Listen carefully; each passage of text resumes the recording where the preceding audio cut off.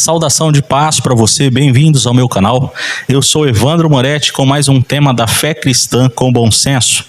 Hoje eu quero falar para vocês algumas palavras e seus reais significados segundo o Evangelho. São palavras bem conhecidas, mas que infelizmente no sistema religioso eles dão um outro sentido, muitas vezes prejudicial, que não tem nada a ver com a essência de Cristo. Se você ainda não é inscrito neste canal, por favor se inscreva e deixe o seu like. Todos quantos assistirem, eu peço que você deixe a sua curtida, que é para essa mensagem chegar a muito mais pessoas, ok? Vamos lá. Igreja. Para as denominações, igreja é um espaço geográfico. São 4 paredes, ou templos luxuosos, né? E por falar em templos luxuosos, a gente poderia citar aqui o dinheiro gasto, que são milhares de reais, né, ou até milhões, em templos que têm a única função de agradar aos olhos, e às vezes chamados de igreja. Na verdade, quando a gente fala vamos à igreja, estamos trazendo um conceito que não nasceu no princípio do Evangelho, tá? Porque ninguém tinha esse pensamento de ir a algum lugar chamado igreja. Na verdade, eu coloquei aqui algumas palavras-chave ao lado, né, para melhorar a fixação do real sentido dessas palavras. Igreja nunca foi prédio, igreja sempre foi gente, ajuntamento de pessoas. Não um ajuntamento geográfico propriamente dito, mas um ajuntamento de pessoas com os mesmos ideais. O ideal, é claro, o padrão é Cristo. Então, igreja é gente que se parece com Cristo, tá? E quantas pessoas ainda não entendem essa basicalidade da fé cristã? E precisa realmente entender. É possível ser igreja sem estar no templo, tá? Não temos nada contra ajuntar-se. Não temos nada contra o ajuntamento, o encontro humano, desde que ele seja saudável. Se não for saudável, é melhor não ir, tá? Vamos lá. Revelação. Revelação é algo que realmente traz uma confusão muito grande, principalmente nas denominações pentecostais e neopentecostais. Eu sei porque eu fui de lá, eu falo com propriedade para vocês. Revelação faz as pessoas desses sistemas religiosos entenderem que algo será mostrado por Deus a alguém. Olha, Deus deu uma revelação. E aí tem aqueles charlatões que revelam nome, placa de carro, identidade, CPF. Não tem nada a ver. A palavra-chave para identificar a revelação segundo o Evangelho é iluminar o entendimento. Não tinha esse negócio de aqui tem 10 pessoas com dor de cabeça. Isso que é chamado nas denominações de revelação, de um cara que revela segredos das pessoas, muitas vezes em público, e às vezes no puro charlatanismo. São pesquisadores de redes sociais que descobrem o nome e o problema da pessoa, e aí falam isso como se fosse um dom divino. Não. No Evangelho, a revelação é iluminar o entendimento. Eles não tinham uma Bíblia nas mãos como nós temos, ou seja, eles não tinham as cartas que foram dirigidas à igreja. Então eles não tinham Coríntios, eles não tinham Romanos, eles não tinham Gálatas, eles não tinham Efésios. Então eles precisavam de pessoas que tivessem uma mentalidade iluminada para os ajudar. A respeito de quem eram essas revelações? Era a respeito de Jesus. Alguém que trazia uma iluminação no entendimento de todos, algo que eles ainda não tinham percebido, principalmente referente ao significado de Jesus, ao propósito de Jesus, à missão de Jesus, à vida de Jesus, aos ensinos de Jesus. Eles traziam clareza, isso que é revelação, que uma pessoa poderia ter iluminada pelo próprio Espírito de Deus ali, ou com a ajuda de um irmão que tinha essa iluminação e passava adiante, tá? E não tem nada a ver com os famosos reveladores da atualidade. Outra palavra aqui, muito mal interpretada, unção. tá? E tantas novas unções foram surgindo nas denominações, né? Teve a época até das unções dos animais. Você pode encontrar até vídeos na internet sobre isso. Gente que supostamente recebia a unção de se parecer com um bicho. Uma águia, um leão, um leopardo, coisa parecida. Horrível mesmo, vergonhoso. E não tem nada a ver. Unção é uma palavra que tem como palavra-chave capacidade. Lá em João 2, 20 e 27 está escrito que nós temos a unção do santo. E essa unção nos capacita para viver a fé cristã. A unção está sobre todos aqueles que têm o amor de Deus sobre si. Todos aqueles que optaram em colocar em prática os ensinos de Cristo. Consciente ou inconscientemente, a unção de Deus está sobre pessoas que amam. Mas muita gente acredita que a unção é um poder sobrenatural que está na cabeça de uns, enquanto de outros não. E que principalmente aqueles que têm uma função de destaque são mais ungidos que os outros. Quantas vezes você já ouviu, por exemplo, um pastor dizer que ele era ungido do Senhor? E muitas vezes essa unção do Senhor trazia sobre aquele homem uma autoridade sobre o povo. E aí que entra o autoritarismo de mandar o povo fazer o que eles querem, de colocar regras que não tem nada a ver com o evangelho porque tinha a unção. Não, unção definitivamente não tem nada a ver com isso. Unção é só capacidade. E todos em Cristo temos, ok? E aí tem as palavras que estão ali em Efésios, né? Capítulo 4, versículo 11, né? Que ele mesmo deu o dom, uns para apóstolos, outros para profetas, outros para evangelistas, outros para pastores e doutores. Isso traz muita confusão, porque o povo transformou isso em cargo, em função denominacional, tá? E eu quero trazer para vocês hoje aqui o real significado dessas palavras. O cara que chega dizendo hoje, eu sou um apóstolo, ele não tem nada a ver com aquilo que de fato é o apostolado, conforme a inicialidade do termo ali no Novo Testamento, tá? A palavra apóstolo, ele tem como palavra-chave um enviado aprovado. Apóstolo é isso.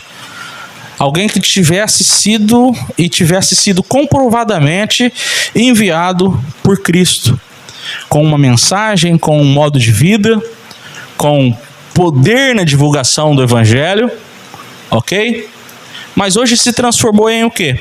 Em um pai de alguma ideia que quer sobre si os direitos de obediência, da prestação de conta dos membros, dos fiéis. Muitas vezes ele alega ter uma autoridade divina, ele alega ser a cobertura espiritual dessa galera, tá? E muitas vezes trazendo sobre si também um conceito de maioral, porque o apóstolo nas denominações, ele significa que ele é maior que o mestre, maior que o pastor, maior que o evangelista, maior que o profeta, e hierarquicamente ele está em um grau mais alto. Ô, meu irmão, não tem nada a ver. Apóstolo significa enviado, era um enviado por Jesus aprovado, tá? E de uma forma bem grosseira poderia significar algum missionário sincero do evangelho, que não tem nada a ver com escolas missiológicas, mas com uma vida de missão, e que não tem nada a ver também com arregimentar pessoas para um sistema religioso, mas sim com uma mensagem que está em seu coração e ele manifesta em vida. Talvez um missionário sincero se encaixe meio que grosseiramente no significado do texto da palavra apóstolo, tá? Mas não tem nada a ver com os significados das denominações atuais, tá? Profeta. Profeta também não é aquele cara que nas reuniões tem uma palavra de Deus sobre a pessoa poder viajar ou não, sobre a pessoa poder se casar ou não, aquele negócio, né? Deus me mandou dizer, ou eis que te digo. Isso aí virou uma bagunça, isso aí virou uma palhaçada, tá? E esses caras são perigosos, porque tem profetas, entre aspas, nas denominações, que de fato são respeitadíssimos, porque para aquela galera daquele lugar, ele de fato é um profeta. Profeta nunca significou o que as denominações pentecostais deram como significado. Profeta como palavra palavra-chave do seu significado é um tradutor. É alguém que traduzia ao povo a mensagem, tá? O profeta era aquela pessoa que, em uma época de pouco entendimento e de novas circunstâncias, né? Afinal de contas, o Cristo tinha acabado de morrer e ressuscitar, não tinha a palavra escrita, né? O Novo Testamento escrito, e o profeta surgia como esse irmão em Cristo que traduzia a obra de Cristo, a obra da cruz, o tempo da graça, a nova aliança. O profeta era um tradutor, e que coisa linda quando é isso que acontece quando alguém divulga o evangelho, tá? Há pessoas que conseguem traduzir o real significado da obra de Cristo, ok? Profeta, aquele que traduz. Mas nas denominações, tudo isso aqui que eu estou falando se tornou cargo, se tornou função. Talvez não tão comum o profeta, que eles são mais aqueles caras que estão nas denominações pentecostais e neopentecostais, mas em muitas, isso aqui é cargo hierárquico, né? E em muitas denominações, o apóstolo é um cargo hierárquico, e nunca foi na realidade do evangelho, né? O profeta, como eu disse, são aqueles que querem comandar pessoas através de uma suposta visão e percepção celestial, tá? Evangelista também foi transformado em cargo. Eu também já fui um evangelista convencionado em uma denominação, só que o evangelista nunca foi um cargo convencionado. O evangelista, a palavra-chave é divulgação. O evangelista divulga o evangelho. O que é o evangelho? Boa notícia, tá? Não significa que o evangelista tenha alguma capacidade de oratória maior do que as outras pessoas, não. Só significa que ele tenha uma capacidade de iluminar onde chega. Ele divulga o evangelho, muitas vezes sem falar do evangelho. O modo de vida do evangelista ilumina. O modo de vida do evangelista divulga a mensagem do evangelho. E as denominações transformaram o evangelista em o quê? Em um cargo convencionado, tá? Muitas vezes um cara que sai de denominação em denominação, carregando 2 ou 3 cantoras evangélicas, fazendo aquelas cruzadas, né? Ganhando para isso, e nunca teve esse significado na graça, tá? Pastor. O que é um pastor? É um cargo convencionado? É uma função hierárquica? Não. Pastor, a sua palavra-chave significa guiar com experiência. É alguém, principalmente baseado nos pastores de ovelha do mundo antigo, que eram homens experientes para mostrar o caminho. Eles não eram um caminho, mas como eles tinham a experiência do caminho, eles iam à frente.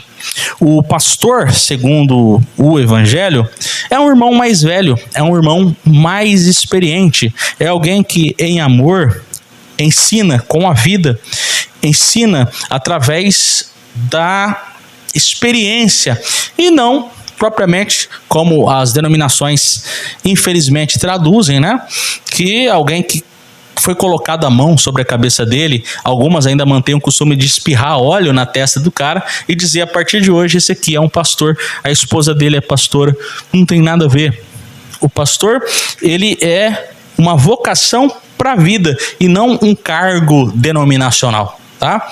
O pastor, ele é aquela pessoa em que, através da bondade, através da caridade, através da alegria, através da mansidão, ele traz sobre aqueles que estão começando as expectativas corretas em relação à fé cristã.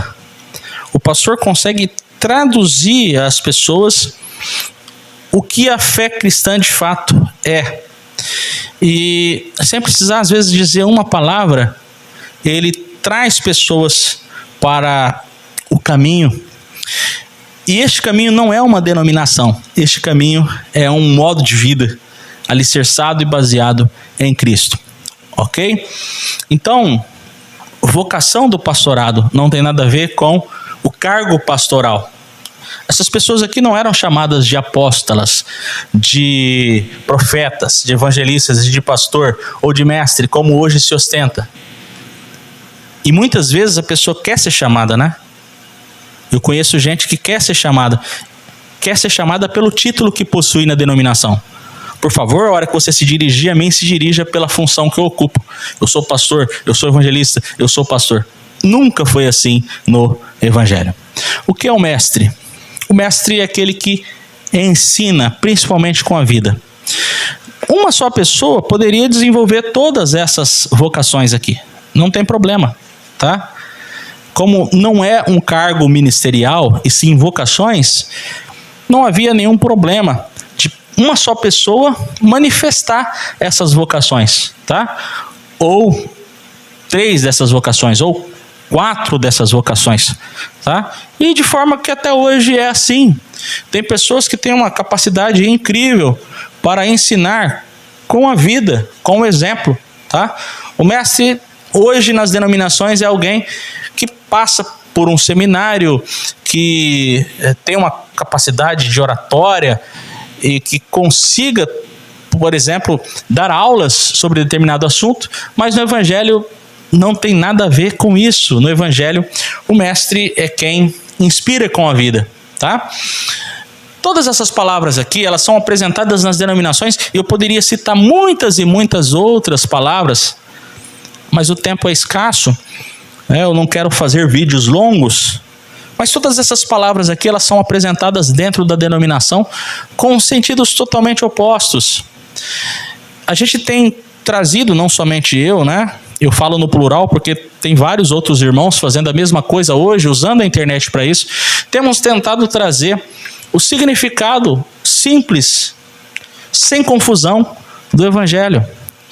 Muitas pessoas ainda estão tão impregnadas e tão acostumadas ao sistema religioso que quando ouvem uma aula como essa, um ensino como esse, se espantam, ficam perplexas, acreditando que somos hereges, acreditando que estamos tentando ressignificar o evangelho. Quem deu um novo sentido que não é verdadeiro às palavras do evangelho são os líderes religiosos, que em sua maioria ou estão ali ensinando e propagando de forma ignorante, ou até sabem que estão mentindo ao povo, mas não é interessante eles abrirem a verdade para a sua comunidade. De repente eles têm alguma coisa a perder com isso, ok? Então, que a gente aprenda a ser igreja de verdade. Entenda o sentido de palavras como igreja, revelação, unção, apóstolo, profeta, evangelista, pastor, mestre. E sigamos em frente com a verdade, ok? Gente, muito obrigado pela atenção de cada um de vocês. Vamos em frente com o evangelho. Se você ainda não conhece os nossos cursos ou os nossos e-books, tá? Inclusive gratuitos, eu vou deixar aqui o link na descrição desse vídeo para você entrar e nos conhecer melhor. Um grande abraço a todos.